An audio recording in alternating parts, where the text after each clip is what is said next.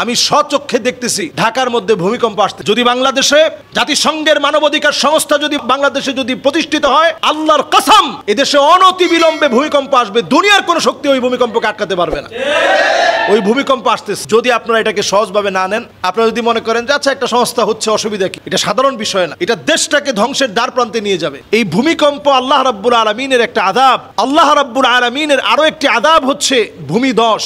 ভূমিকম্প, ভূমিধস এগুলো একসাথে আসে। ভূমিকম্পের পরবর্তী সময়ে ভূমিধস হয়, কখনো কখনো আগে ভূমিধস হয় পরে ভূমিকম্প হয়, কখনো কখনো আল্লাহ রাব্বুল আলামিন এক বছরে ছোট ছোট অনেকগুলো ভূমিকম্প দেন। কাসরাতুজ জালাজিল, একটার পর একটা অনেক অনেক অনেক ভূমিকম্প হবে। কিয়ামতের আগে নবী সাল্লাল্লাহু আলাইহি সাল্লাম বারবার অধিক পরিমাণ ভূমিকম্পের কথা বলেছেন। অধিক পরিমাণ ভূমিকম্প হওয়ার অন্যতম কয়েকটি কারণ আছে। এই কারণগুলো এখন আমাদের সমাজে পুরোপুরি বাস্তবায়িত হয়েছে, পুরোপুরি বাস্তবায়িত হয়েছে। ইস্তাহিল্লুনাল হিরা ওয়াল হারির ওয়াল মাআজিফ ওয়াল কাইনাত, গান বাজনাকে মানুষ হালাল মনে করবে, হারাম পোশাককে মানুষ হালাল মনে করবে, মদ খাওয়াকে মানুষ হালাল মনে করবে। এখনকার সমাজে আপনি তাকিয়ে দেখেন, সামাজিক অবক্ষয় এতটা নিচে নেমেছে, আমরা হারাম পোশাককে হালাল বানিয়ে নিয়েছি। মানুষের কি এত অভাব পড়েছে, রুচির এত অভাব আমাদের ভিতরে। ছেলেরা এখন মেয়েদের মতো গলার ভিতরে অনেকগুলা চেইন, কানের ভিতরে দুল, বুরুর ভিতরে দুল, জিহ্বার ভিতরে রিং, চোখের ভিতরে লেন্সটাকে পরিবর্তন করে ভিন্ন একটা কালার বানানো। আবার মেয়ে সাজার যত উপকরণ আছে, মেকআপ টেকআপ দেওয়া, ফাউন্ডেশন দেওয়া, এগুলো সব দিয়ে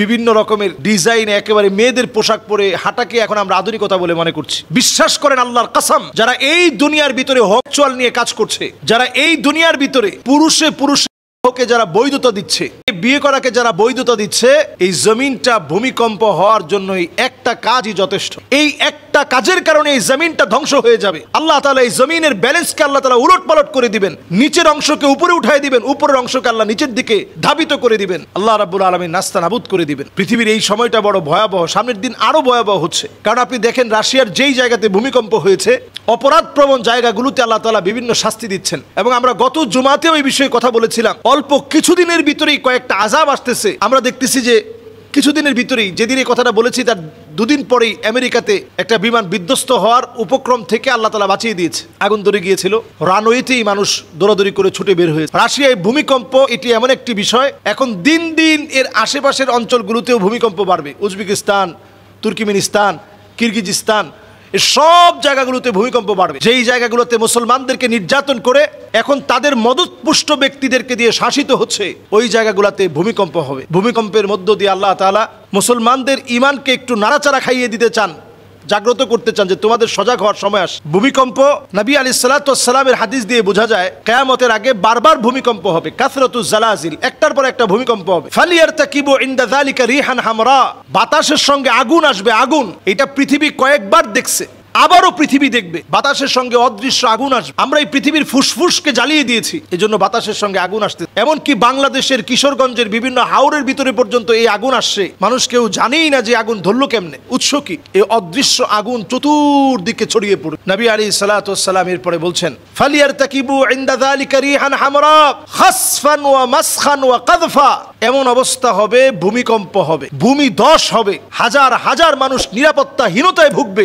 আমি আমার বাংলাদেশকে বলি, যেই ভূমিকম্পটা রাশিয়াতে 8.7 মাত্রার একটা ভূমিকম্পের কারণে ভয়াবহ অবস্থার দৃশ্য আমরা দেখছি, এইরকম একটা ভয়াবহ ভূমিকম্প যদি বাংলাদেশে হয়, আমাদের দেশের নাম নিশানা মুছে যাবে। আগামী 100 বছরের জন্য বাংলাদেশটা পিছিয়ে যাবে। আল্লাহ রাব্বুল আলামিন ছাড়া আমাদেরকে বাঁচাতে পারে এমন কোনো শক্তি নেই। টেকটনিক প্লেটগুলো আমাদের দেশে ছড়ে গিয়েছে, মাঝখানে ফাটল দেখা দিয়েছে। ভূমিকম্প শুধু রাশিয়ায় না, অচিরে আপনারা খবর নিবেন, খবর পাবেন ভারতে একটা এই ভূমিকম্পে কেঁপে উঠবে এবং ভারতের বিভিন্ন দিক একেবারে মূল দিক থেকে বিভক্ত হয়ে যাবে। আমাদের দেশের জন্য আশঙ্কাটার শেষ নাই, কারণ আমরা গুনার সাথে প্রতিযোগিতা লাগিয়েছি। প্রতিনিয়ত কে কার চাইতে বেশি গুনাহ করতে পারে সেই প্রতিযোগিতা আমরা করছি। এই প্রতিযোগিতামূলক গুনাহের অধ্যায় যদি আমরা না ছাড়ি, আল্লাহ রাব্বুল আলামিন আমাদেরকে এই আযাব থেকে আল্লাহ তাআলা রেহাই দিবেন। বিমা কাসাবাত আইদিন নাস, এটা আমরা হাত দিয়ে আযাবটাকে অর্জন করে নিই। কোরআনুল কারীম আল্লাহ তাআলা বলছেন, আওয়ালা ইয়ারাউনা আন্নাহুম ইফতানুনা ফি কুল্লি আমিন মাররাতান আও মাররাতাইন সুম্মা লা ইয়াতুবুনা ওয়ালা হুম ইয়াযাক্কারুন। প্রত্যেকটা বছরে একবার কিংবা দুবার আমি আল্লাহ তাআলা তোমাদেরকে পরীক্ষা নিই। বাংলাদেশের উপরে অনেক পরীক্ষা গিয়েছে, আল্লাহ সহজ করে দিয়েছেন।